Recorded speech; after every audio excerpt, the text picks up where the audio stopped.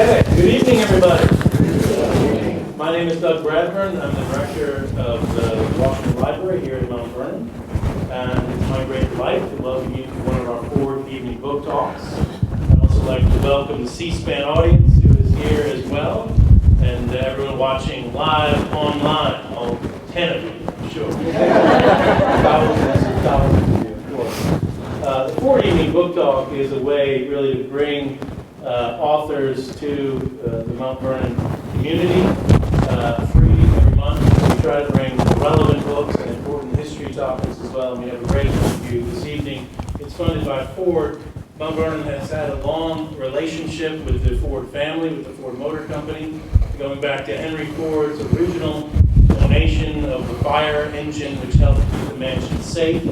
Mount Vernon is continually interested in making sure that the mansion is safe from destructive fire, and that's important to us going forward. I would, of course, mention that this relationship with Ford is crucial because the Mount Vernon Ladies Association, which is owned and operated Ford Washington State since the 1850s, has never taken any this one's on, money. And this one? We only accept money from private, patriotic people and foundations, and that allows us to maintain the house for the public, but it is a continual challenge going forward. Now, tonight we have an extremely exciting speaker, Paul Brandus, who's going to talk about his wonderful book tonight about the history of the White House and different stories. He's an award-winning independent member of the White House Press Corps, who founded West Wing Reports in 2009. He distributes television, radio, and print content for clients around the United States and abroad. He's also a Washington columnist on economics and finance for Market Watch. For the week, he moderates panels for the magazine in Washington and around the U.S. on topics like cybersecurity, energy, and Europe's economic crisis. He's a frequent speaker around the country before all sorts of groups. He's known recently as an innovator in social media. Brandus' Twitter account, @WestWingReport, has the biggest following amongst all accredited members of the White House Press Corps. He won the Shorty Award for Best Journalist on Twitter, sponsored by the Knight Foundation. He has 246,000 followers on his Twitter account. And when he started West Wing Report, it was all the rage and followed by everybody of note. It's ranked as one of the most influential political Twitter accounts. And I was talking to Paul earlier, and I said, I'm right on your heels, Paul. I've got 400 followers on my so watch out.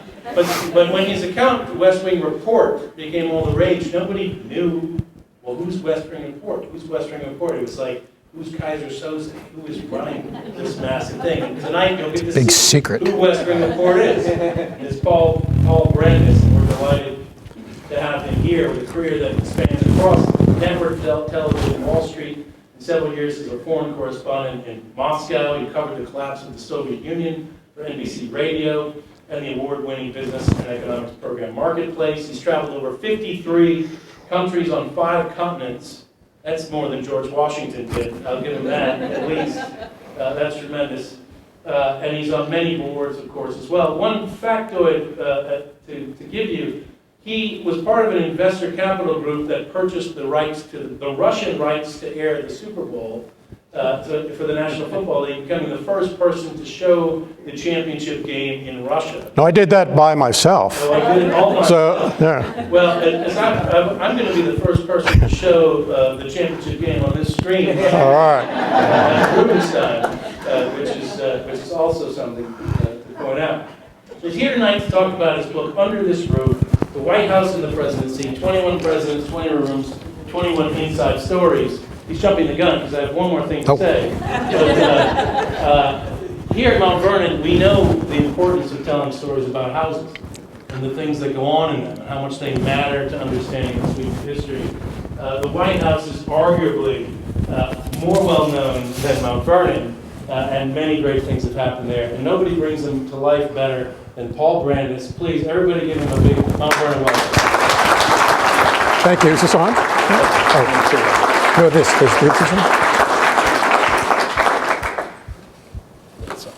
It's on. Okay. There we go. All right. Well, there you go. Okay, that's the one. Well, thank you very much. Boy, that guy's had a lot of jobs listening to that introduction. Well, what an honor to speak at Mount Vernon. I'm very appreciative. And before we start, just thank you, Doug Bradburn, for that introduction. Just wonderful. Also, I wanted to just thank you to Mark Santangelo. Is Mark in the room tonight, by the way? Where's Mark? Oh, did he bail out? Okay. I was in the back room. Thank you. Mark is the chief librarian here, and also Stephen McLeod, the director of library programs. So my thanks and appreciation to all of you.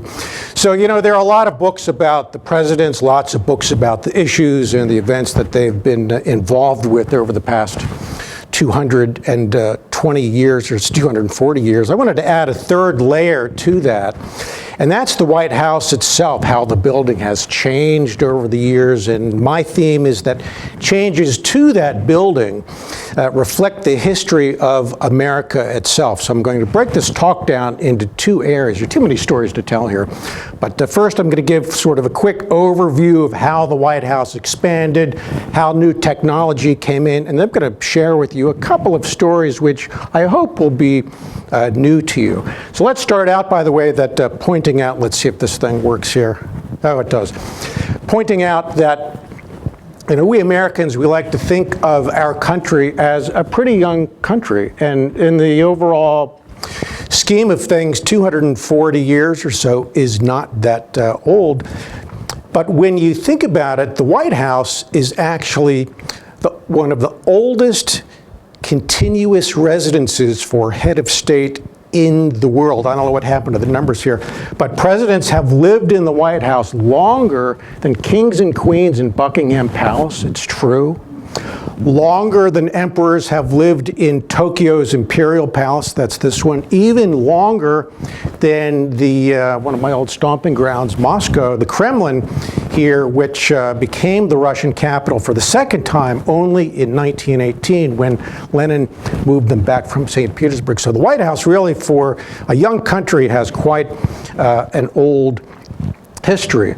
Of course, there's one gentleman who never lived there, George Washington, of course, but he picked the winning design for the mansion. It was submitted by the Irish architect, James Hoban, and tragically, Mr. Washington died about a year before John Adams first moved in. Construction of the White House took 8 years. This is what it look like. This is a wonderful painting, by the way, by Peter Waddell for the White House Historical, I'll get in your way, for the White House Historical Association. And you can see the basic contours of the building taking shape. This back here is the what is now the South Lawn, looking out the south side, and over there would be today's Lafayette Square and Roosevelt Island off in the distance and so forth. What a wonderful painting that is. Anyway, the construction took 8 years. It cost $232,000. That's about $72 million today. I did the math on that. $72 million. And by the way, the real estate website Zillow today now says that it would be a not that it's on the market, $393 million. That's sort of what the ad would look like in the paper, I think. Prime location, 18 acres, and all of that. I hear the amenities are pretty good, too. There's going to be a new tenant, apparently, in about a year or so. I'm not quite sure who that's going to be, but they'll get a 4-year lease, and if we like them, maybe extend their lease for another 4 years or so. Anyway, when Adams moved in, it was November the 1st, 1800, and this is what it looked like. This would be the south lawn here, and at the time, if you notice, there was no north portico, no south portico. Those would not be added for another quarter century ago. So these steps at the time, again, this is 1800, this was the principal entrance to the White House going back on the south lawn. This is the north entrance here. So that is basically what John Adams saw when he moved in, and he was quite pleased. And on his first full day in the White House, it was November the 2nd, 1800, he wrote Abigail, who is still back home in Massachusetts. He wrote her a letter, and in it added what amounted to sort of a benediction of sorts for the building, and in fact, that's where I got the title for the book. And what Adams said was, "I pray to heaven the best of blessings on this house and all that shall hereafter inhabit it. May none but honest and wise men ever rule under this roof." And that's the title of the book. 30 presidents later, Franklin Roosevelt was so moved by those words, they kind of disappeared for a little while. And then FDR found that phrase when he came into the White House, and he actually ordered them carved into the mantel above the fireplace in the state dining room. A lot of you, I know, have been in the White House. When you go in the state dining room, this is what it actually looks like, carved there by Franklin Roosevelt. Of course, Adams did not last long. He lost the election of 1800 to Thomas Jefferson. And when he moved in, Jefferson, of course, being the architect that he was, made some changes. One was to add pavilions, which eventually became today's east and west wings, the famous colonnade, of course, that you see the president walking down. Jefferson also was really fastidious, and at the time, I don't know how John Adams put up with this, but at the time, the bathrooms were really just outhouses out back, and the President of the United States, John Adams, used to run out in the back to the outhouse, and that's what he did. Well, Thomas Jefferson is a very fastidious man, and he thought this is not dignified for a president. So what Jefferson did was he actually added the first two what they called water closets at the time. He built a reservoir on the top of the White House that collected the rainwater, and that's how they flushed these water closets. So big improvement. Jefferson also changed the main entrance to the north side. He didn't like the south entrance that I showed you previously. So this became the principal entrance to the White House. And again, this looks very familiar, the famous Palladian window above the door carved by these Scottish stonemasons. I waste no opportunity to promote Scotland. That's who the carvers were for that. Jefferson also made an extra change. This is a modern floor plan of the state floor, but what Jefferson did, what is today's state dining room here, he actually made that into his office. Jefferson's office was on the state floor. This goes back, again, looking out on the south lawn. That's the north side. That was the main entrance. So that was Thomas Jefferson's office, which is today the state dining room. And this is what his office looked like. Again, this is one of the Peter Waddell paintings for the White House Historical Associations. I'm going to come over here for a second and show you what Jefferson did. Of course, he was surrounded by all his books and his gardening tools and his maps. What you might not know about Thomas Jefferson is that he actually had a pet bird in the White House, a pet mockingbird. It's up here in the upper right of the painting, and Jefferson just allowed it to fly about the room, and sometimes Jefferson, in fact, would actually feed his bird out of his own lips. He had it trained, and the bird would sit on Jefferson's hand or whatever and feed the bird. So just a wonderful painting by Peter Waddell. The painting also shows Jefferson meeting with one of his closest assistants, by the way, and one of his best friends. That is Meriwether Lewis of Lewis and Clark fame. Jefferson recruited Meriwether Lewis, who is from his area of Virginia, and Lewis was an officer in the Army, and Jefferson offered him a chance to come and work for him. And Jefferson actually, if we go back to the floor plan for a second, what Jefferson did is he actually let Meriwether Lewis live in what is today's East Room on the south side there. He had sort of sailcloth from a sailing ship, and he partitioned off two small rooms. One was his bedchamber, and the other was sort of a small working space. And Jefferson, of course, was a widower. Martha died in 1782. So Jefferson and Lewis would sort of go back and forth all day long down the famous Cross Hall and work together. They took a lot of their meals together. And they also plotted what turned out to be, in fact, the crowning achievement of the Jefferson administration, which, of course, was the Louisiana Purchase. So let's jump ahead about a decade now to Dolly Madison. We were just talking about her earlier today. She is such a fascinating First Lady, one of my favorites. I mean, Dolly Madison was just a wonderful First Lady. Everybody loved Dolly Madison. She was outgoing, she was vivacious, held tons of parties, and everybody wanted an invitation to the White House when the Madisons were in power. Not so much because of James Madison, but because of Dolly. Everybody wanted to meet Dolly. And she knew how to throw a party. The food and the booze were top shelf. She served a popular new dish that was all the rage. It was called ice cream. A lot of her entertaining took place in what is today the Blue Room. She had a different color preference. As you can see, it was red in her day. This is another painting by Peter Waddell. All this, of course, went up in flames when the British came to town in 1814. And I think that story is pretty well known. It's common knowledge, I think, that Dolly saved what was then and still now the most famous piece of artwork in the White House, and that, of course, is the famous Gilbert Stuart portrait of George Washington. It hangs today in the East Room. And it's not your average size painting, by the way. It's about 8 feet by 5, so it's probably about half the size of this screen, you think? And it's gigantic, and even though she knew the British were coming, she refused to leave until that painting was saved. She said, I'm not leaving. The president was off at the front, by the way, so it was just her. And a couple of assistants tried to take the painting down. Turns out the frame was actually bolted to the wall, so they couldn't take it down. So what they did was they took a hatchet and they hacked away at the frame, and they took the painting down, laid it on the floor, and it was only then that she left.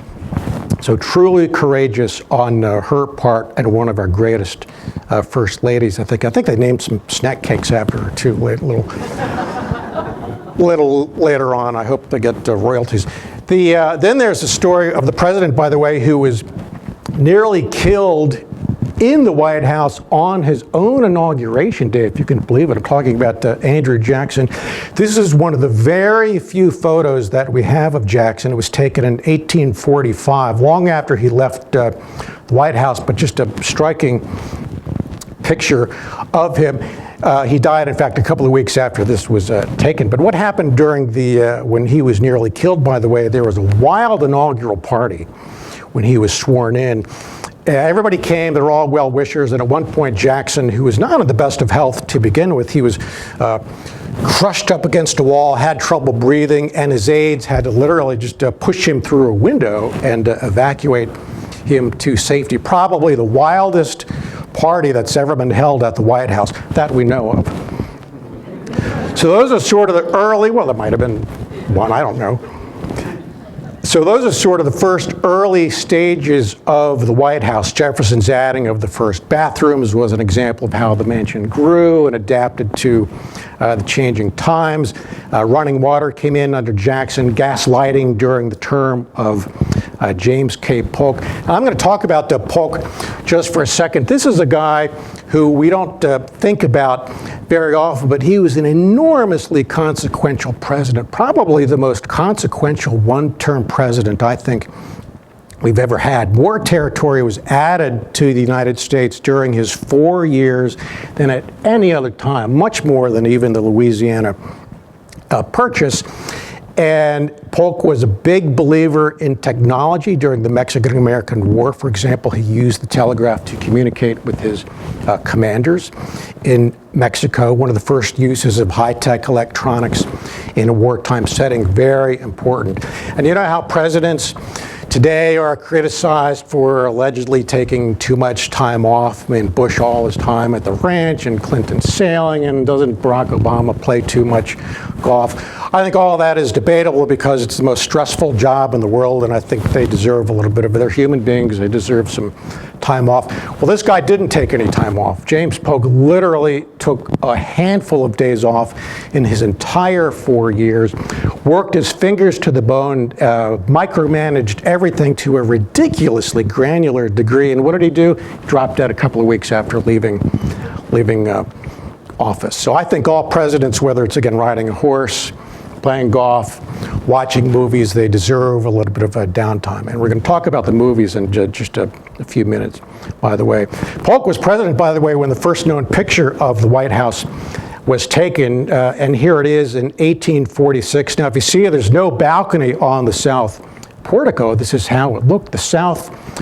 The balcony that we now know as the Truman balcony would actually not be built for another century ago until Harry Truman, after kind of a long, nasty fight, said, I want this balcony, and he actually got it. But for most of its history, that is what the south portico looked like. Let's jump ahead to this gentleman. I'm sorry that for some reason on the screen this is a little bit blurry, but he needs no introduction.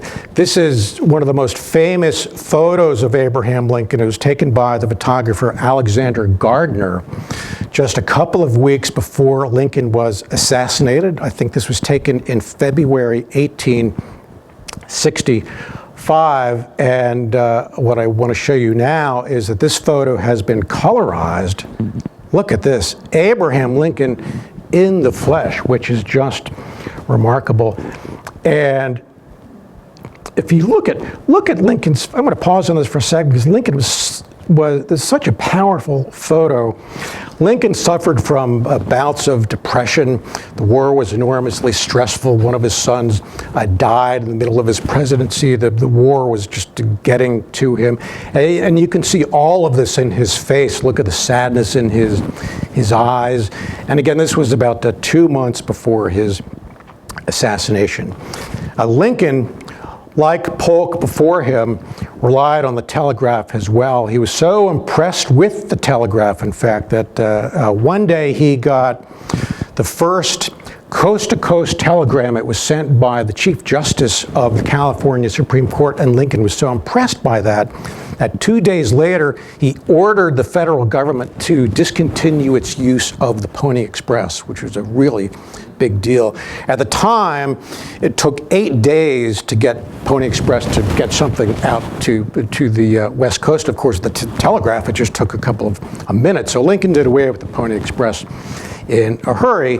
And it was this speed and this technology, in fact, that helped him manage the Civil War. If you've ever seen the Spielberg movie Lincoln, I'm sure a lot of you have seen that. It's very authentic. And in that film, Daniel Day-Lewis, who plays the president, spends long hours in that room waiting for the latest dispatches from his commanders. That is accurate. So Lincoln, as commander-in-chief, spent just a ton of time in that room, which was adjacent to the White House, by the way. It was not in the White House per se. The use of technology, by the way, was mirrored by other presidents. Another president we don't think of too often, Rutherford B. Hayes. This was a real high-tech president. He was friends with Thomas Edison, Alexander Graham Bell, and he had invited them, in fact, to come to the White House and display their wares, knowing that the attention that this would garner would help those products kind of speed up their entry into the marketplace. So he knew what he was doing. And the White House soon, in fact, got its first telephone. You know what the first number of the first White House telephone? By the way, you probably know the answer to this. The first number of the first White House telephone was 1. That was the number, but not a lot of people could call because there were only 2 or 3 other phones in all of Washington at the time. And who's gonna call? I mean, there was a phone at the Treasury Department next door, and some I forget who, some private citizen, some must have been a friend of Bell's. He had a phone too. So there might have been 3 phones in all of Washington at that time. And if you were one of the other 2 guys, the president actually answered the phone himself sometimes, which I'm pretty sure does not happen today. So I'm pretty sure the president doesn't answer the phone. But let me come back to the second floor and Lincoln for a second, because I want to tell you about one of the great misunderstandings about him, and it concerns the so-called, and I say that in quotes, Lincoln bedroom. If you see the arrow there, that is what today, this is a current floor plan of the second floor, this is what today is called the Lincoln bedroom. Not so. Actually, in Lincoln's time, that was his office. And he called it the shop. And this is what his office looked like. Now, this room was really the nerve center of the Lincoln presidency. He met with his cabinet here, he wrote his speeches here, he issued the Emancipation Proclamation. Everything happened in this room. He had maps on the wall where he could track the Civil War. And if you see the window on the left, he could look out onto the mall. There's the unfinished Washington Monument. It's built about halfway. The government ran out of money. Imagine that, the government running out of money. So they just stopped during the war. The Washington Monument construction actually stopped. And he could look beyond that, across the mall, across the river, and depending on how the war was going, he could see Confederate flags, and at night sometimes the campfires of the Confederate troops in Virginia. The enemy was often that close. Just remarkable wartime conditions for the president. The enemy was really just a couple of minutes away. So that is Lincoln's office today. Back then, his office rather back then, and it was since turned into a bedroom by the Trumans. This is what it looks like today. That's the famous Lincoln bed, the rosewood bed that was purchased by Mary Lincoln. Now that's another misunderstanding. Lincoln never slept in that bed, by the way. There's no evidence that he actually slept in the Lincoln bed. The furniture is authentic, but he never slept in it. So the question is then, if Lincoln didn't sleep in the bed, didn't sleep in the Lincoln bedroom, well, where did he sleep? And the answer is, this is an authentic floor plan of his era. He actually slept down here in the southwest corner where presidents today sleep. In fact, that was the president's bedroom. His office, as you can see, is on the other side of the mansion. Mary Lincoln had a separate bedroom.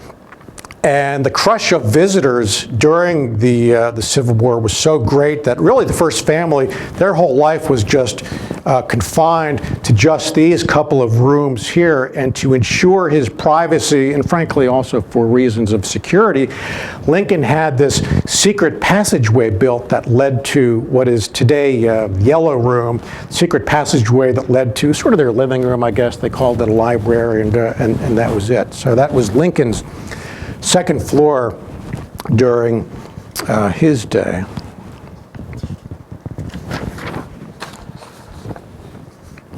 It's not just the Lincoln bedroom, by the way, but lots of rooms have actually changed identity and purpose over the years. I'll just tell you one more story about how these rooms changed. Oops, getting ahead of myself here. This is, again, current second floor. And with an arrow, I added this is on the north portico, north side of the White House, rather. And if you see the second window from the right, that room today is the private dining room of first families. And sometimes if I go into the White House early in the morning, I'll see the lights on. That's the president's private dining room right there. And sometimes you'll see kind of a shadowy, shadow or silhouette or something of the window. And you think, oh, Mrs. Obama's fixing herself a cup of coffee or something. Here's President Ford sipping his morning OJ. I think this is 1975. Look at that cool TV, by the way. Remember those TVs that people used to have? Here's Nancy Reagan on what was her last visit to the White House. This was 2009. The Obamas invited her for lunch, and that's the private dining room. But what people don't know about this room, it's today the private dining room, but what people don't know, however, is that this room actually has a pretty morbid history. William Henry Harrison, first president to die in office, died in the room in 1841. I mentioned Willie Lincoln, one of the president's sons. He died in that room in 1862. Lincoln himself, after his assassination, his autopsy and embalming were performed in that room. That's obviously that's a National Geographic reproduction. I just want to point that out. There are no photos here. But a lot of creepy things occurred in that room, and you wonder, do the presidents, when they're eating breakfast or having coffee, I'm sure they're aware that that room has kind of a rather morbid history. In fact, it didn't really even become a dining room until the Kennedys moved in. Jacqueline Kennedy, and by the way, it's not Jacqueline Kennedy. She pronounced it Jacqueline, which according to Caroline Kennedy. So Jacqueline Kennedy wanted more privacy for her 2 kids, so she converted that room, which was a bedroom, into the private kitchen. This is what it looked like in 1963, the last year of Kennedy presidency. Now, as long as we're talking about the Kennedys here, that's the location of well, prior to getting a little ahead of myself, this was the private dining room on the 2nd floor. Mrs. Kennedy did not like the fact that they had to go downstairs to the state floor to have their meal. She thought it was just too cumbersome and too intrusive, so that's where the dining room on the 2nd floor came in. Now, as long as we're talking about the Kennedys, everybody knows, of course, about the restoration efforts that Mrs. Kennedy made in 61 and 62. Just as an aside, Pat Nixon did just as much, never got the credit that she deserved. I just want to point that out. But it's really the changes to the West Wing that the Kennedys made that I'm going to talk about here. Now, we know that 3 months into Kennedy's term, he had the worst humiliation of his presidency. It was the Bay of Pigs. In the aftermath of that, the president decided that he was not getting the information he wanted quickly enough, and it wasn't the right information. He wanted his own setup. 2 weeks later, he got something called the Situation Room. It used to be a bowling alley for Harry Truman, who played poker and never really bowled, so they moved that to the old executive office building. And this is what the first Situation Room looked like. Looks like a early 60s suburban rec room or something. But this is what John F. Kennedy wanted, and it's what he got. It enabled him to get the information he wanted faster without going through the channels at the State Department and CIA and Department of Defense. He wanted raw, unfiltered, fast information, and that's what he got. And the irony is that a year and a half after the Bay of Pigs, the Situation Room actually played a really big role in what was probably his greatest foreign policy achievement, and that was the Cuban Missile Crisis, of course, where he convinced Soviets to remove their missiles. So the Situation Room actually played a huge role in his presidency, simply for that reason. Situation Room is badly named, by the way. It's not, this is current floor plan. It's not one room, but several rooms. This is below ground. There's the Oval Office, 1 floor above. As you can see, it's several rooms. You remember the famous bin Laden picture of the night they got, Obama photo, the night they got bin Laden. It was, that's where that was taken. So that's sort of what President Kennedy did to the West Wing. The other Kennedy story I find a little creepy and actually concerns one of the most documented, covered, discussed events of the 20th century, and yet a lot of people don't really know that much about it. It concerns the Kennedy assassination. Now, I mentioned that Mrs. Kennedy redid the mansion itself. She also wanted to redo the Oval Office itself. There's Caroline and Carrie Kennedy, I think one of Robert Kennedy's daughters, playing there. She hated the green carpet and the drapes, which dated back to the Truman era, and she told President Kennedy, I want to redo your office too. And he said, fine. And she picked everything out. The workers told her that they both needed to be away for about 2 days so they could do the job. And again, this is the fall of 1963, and the only 2 days when they would both be away happened to be the 3rd weekend in November when they went to Texas. So literally, and I mean literally, as the President and Mrs. Kennedy made their way from Fort Worth to Dallas to get into the motorcade, we know what happened next. Workmen went into the Oval, they removed that famous Resolute desk, they ripped up the green carpet, and as the President's motorcade, as he went from Fort Worth to Dallas that day, they put in the new carpet on the day of his murder, and its color, a deep blood red. This photo, in fact, was taken the afternoon of the assassination.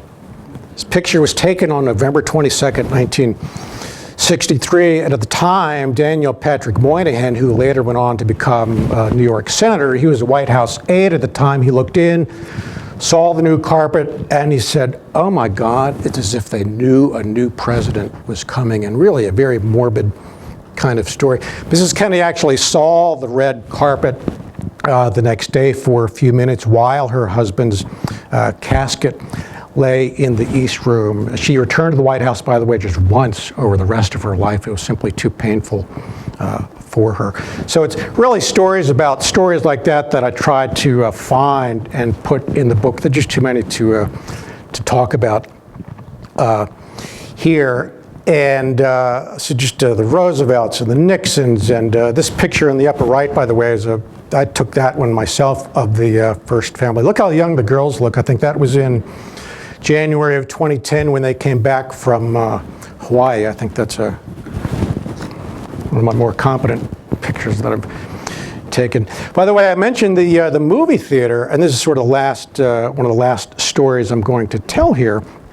The movie theater is one of the truly great perks in the White House. Here's President and Mrs. Reagan watching a movie. Barack Obama likes to throw a Super Bowl party. This was, I think this was right after he moved in fact, in 2009. It's really one of the most coveted invitations to watch a movie or anything with the president. And here's what I find interesting about the theater. If you look at records of what the presidents have watched over the years, the tastes are obviously very eclectic and everything, and they reflect the tastes of the presidents, they reflect the times in which they lived and everything, but there's one movie, this is a quiz section of our evening here, there's one movie that really resonated with more presidents than any other one. Can you guess what that one movie might be? It'll be obvious when I explain it, but can anybody guess what? Well, Patton was a Nixon film, no question about it. But everyone from Eisenhower up to the president. Can anybody guess what that? Gone with the Wind is a good guess, but that's not it. That's a good guess too, but that's wrong. That would be a good guess. No, the one movie nobody ever gets this. The one movie that really resonates with so many presidents is High Noon. The Gary Cooper Western, great movie. I know a lot of you have seen that. Dwight Eisenhower loved this movie. So did Ronald Reagan. George W. Bush loved this movie. Bill Clinton claimed he saw it 20 times. So I love this movie. So was that good? What's your name?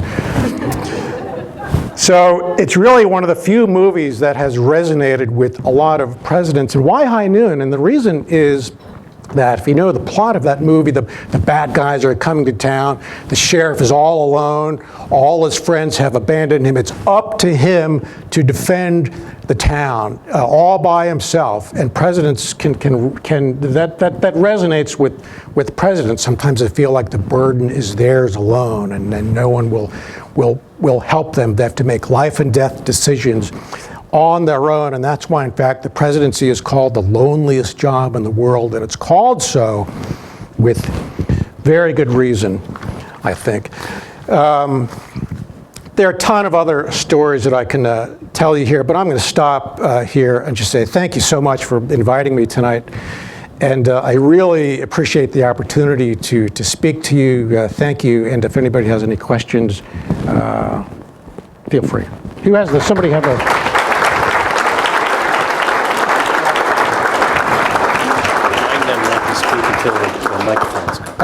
Oh, by the way, don't speak until you actually have the microphone. If you want to be on television, you'll have to. Question, anybody? Yes, ma'am. How much has the footprint of the structure changed since it burned down? Did they rebuild it basically was it the same architecture and they just put it back up, or how did it change? Well, she's talking about after the fire of 1814. The outer shell of the White House was still there. They built around that. It's the same footprint, but of course over the years it's expanded.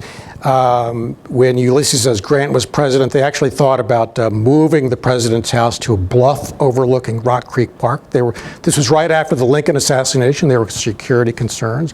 Then, of course, in the Truman era, the White House literally nearly collapsed.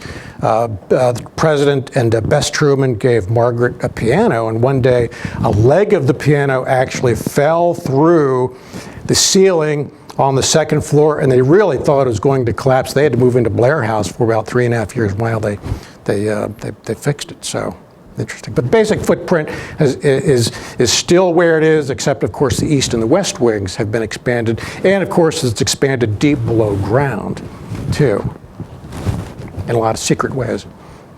Yeah. Oh, well. Any other questions?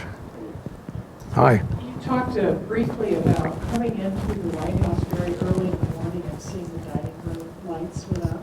Can you tell a little bit about what it's like to have the job that you have, and what are some of the things that you have found to be a pleasure as well as perhaps a burden?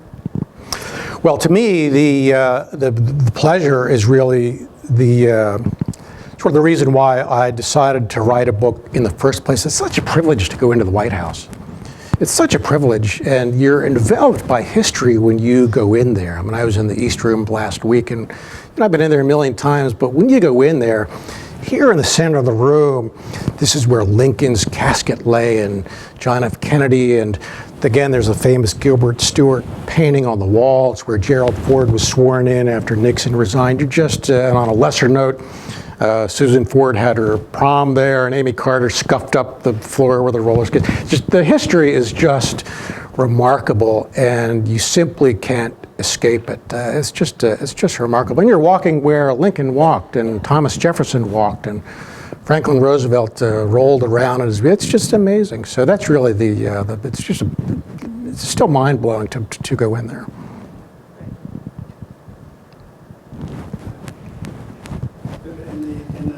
I think it was of the current White House on the second floor. There was a room that was noted as COS.room. What is that room? In the West Wing? Yeah. That would be the Chief of Staff office. Yeah, okay. Chief of Staff. Yeah. It looked like it was right. It looked like it was right there in the private area. So Oh, in the. it was on the slide. Go back and look at it. Not sure. Yes, sir.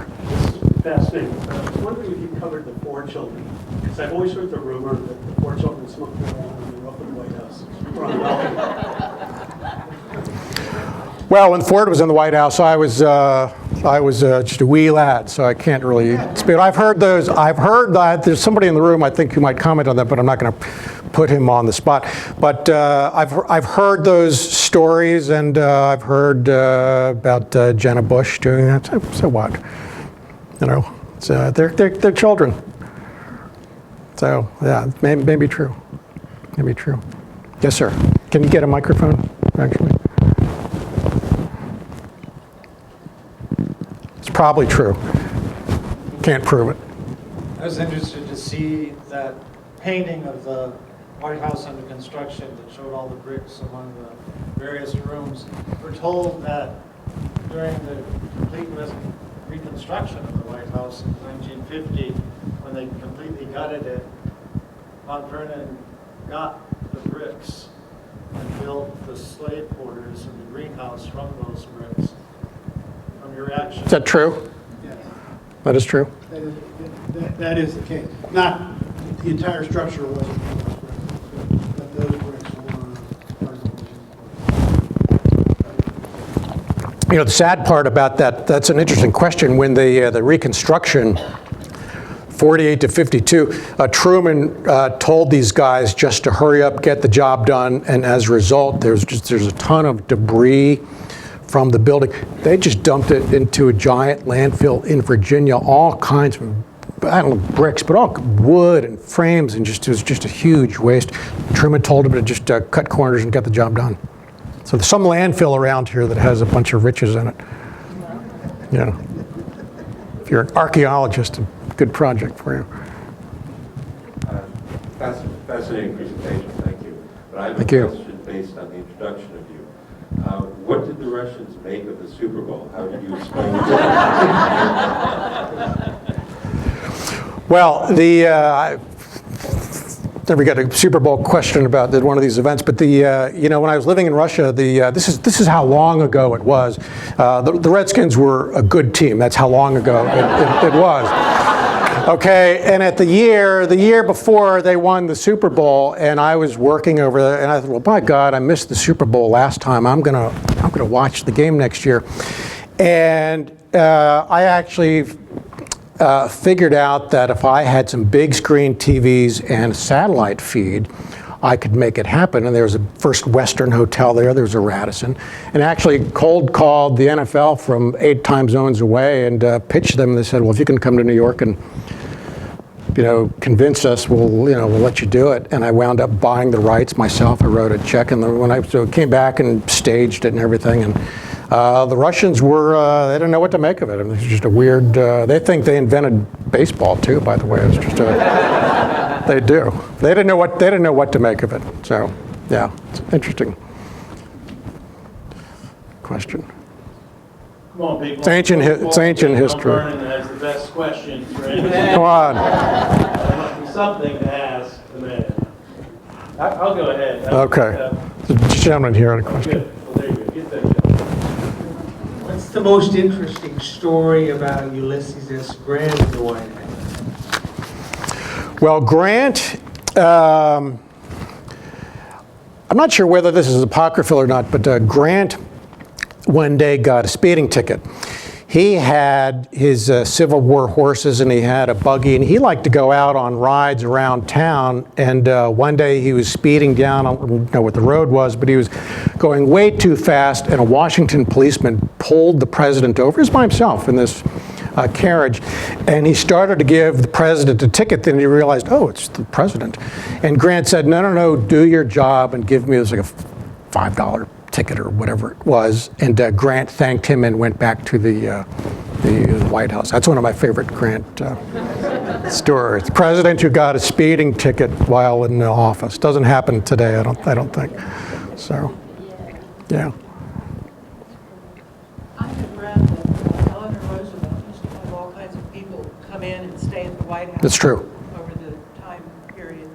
What was the wackiest one she had in? Well, Eleanor Roosevelt, that's a long list. I mean, Eleanor Roosevelt would sometimes just invite total strangers she met on the street to stay overnight in the White House, and often there weren't enough bedrooms to go around, so I'm sure hilarity ensued. But that was what she did. She was a real people person, and she would just service personnel and so forth, and sometimes just people she met. She just liked to talk to people, and that's what she did. So she was quite an interesting character.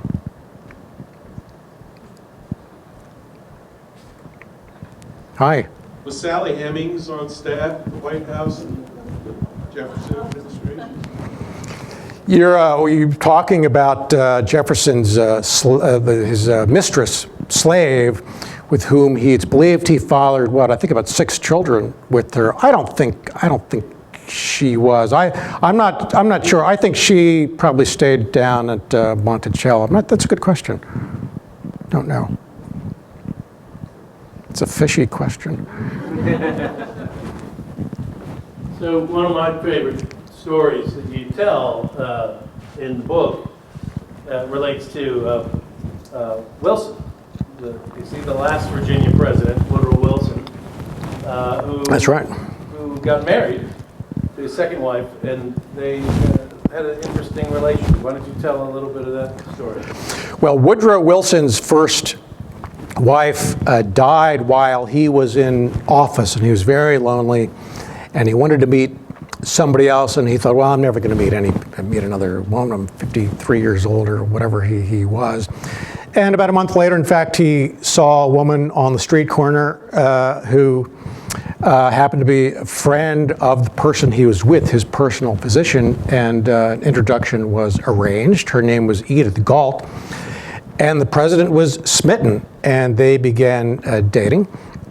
And the president, to impress, isn't being president impressive enough? Is president of the United States impressive enough? But what he did, he wanted to really impress her, so what he did was he shared top government secrets with her, which was a huge security lapse, and that's what he did. I think just being president is enough. If that doesn't impress her, then I don't know what will.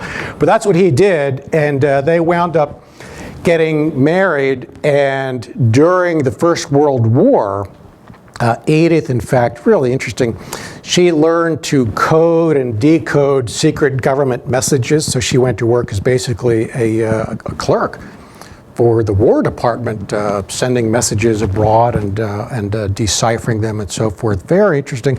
And then after Wilson he was severely crippled he had a stroke in October 1919, nearly killed him, couldn't speak, couldn't move for a long time, and in one of the greatest cover-ups in American history, his wife, the doctors, the White House staffers, they completely covered it up. Can you imagine that happening today?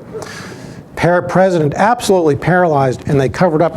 And she, in fact, took it upon herself to do his job. She looked at papers and signed documents and decided what was important and what was not. This was all kept hush-hush. Eventually, people figured it out when the president didn't appear for weeks on end, but it was an incredible cover-up, and that's her claim to fame. And I write about that. It's really one of the most not an untold story, it's an undertold story that's just remarkable. Edith Wilson. There. Paul, you're a great storyteller. I remember you telling me a story one time about a speed dial. Can you tell that story? The speed dial? Yeah, you were going through and you hit a particular button on a phone and you got a gentleman in California. Oh, well, that has nothing to do with any of this. But it's like the Super Bowl, where these questions came from. But Recorded or anything. oh, well, the short of it is, I wound up hanging up on Ronald Reagan one time because no big deal. I was working for thanks a lot, Jim. I was working for a public relations company, still in business despite this story. And on the staff, this was after President Reagan left the White House and he'd moved back to Bel Air. And on staff at this public relations company was a woman named Sheila Tate, who was one of the president's former assistants. I'm sorry, she was Nancy Reagan's press secretary. And one night we were working, me and some other guys were working late on a project, 11, 12 o'clock at night or something. We were getting a little loopy, and we just decided to take a break. And these offices had no doors, and there's Sheila Tate's office. And we went in there, and on the cheddar ego wall with the Camp David and the Air Force One pictures and everything. And there's her Rolodex on her desk. And somebody started looking at it, and oh, here's a private number for President and Nancy Reagan in Bel Air. It's like, no, it can't possibly be their private number. And on a dare, I wound up calling that number. And I was 23, 24 years old. I wound up calling that number, and I'm thinking certainly that an assistant or someone would answer the phone. And then they picked up the phone, and it was this unmistakable, it was like, hello. And we just hung up,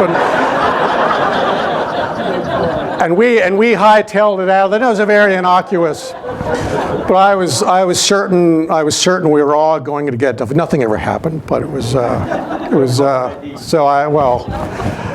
so that's the time. Thank you, Mr. Porter. That's the time I hung up on the president. So yeah, it's oh boy. One last question to finish it off here.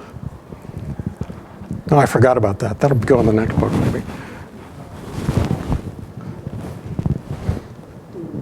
Are there any other presidents that you hung up on? No. It was an excellent presentation. Thank you. Thank you. years, but now I'm very interested in going. Would you consider giving a behind-the-scenes tour? Well, I think I just did. The best way to get in there now, just on a serious note, I mean, security is so strict there now that the best way is to go through your congressperson, and I think that process is rather laborious now. I think you have to start about 6 weeks in advance and give your social security number and all of that. I can't actually get people beyond the gate, and I don't encourage you to jump the fence, by the way, either. So. But if you can take the tour, you should. It's just wonderful, and you will see the state floor that we talked about, the East Room, and the state dining room. We can see the Adams benediction carved into the mantle, and the red, blue, and the green rooms. And if you're really lucky, on the day you are there, when the president is coming or going on Marine One, they might take you out back, and you can stand there and watch the chopper come and go, which is really a thrill to watch. So I hope you get to do that. Is that it? Well, let's all give him a big Thank you. round of applause.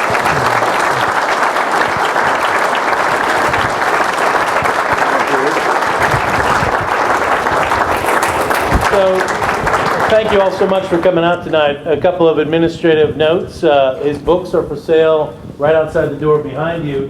And we're going to chain him to that desk right there until he signs all the things he can sign before he leaves.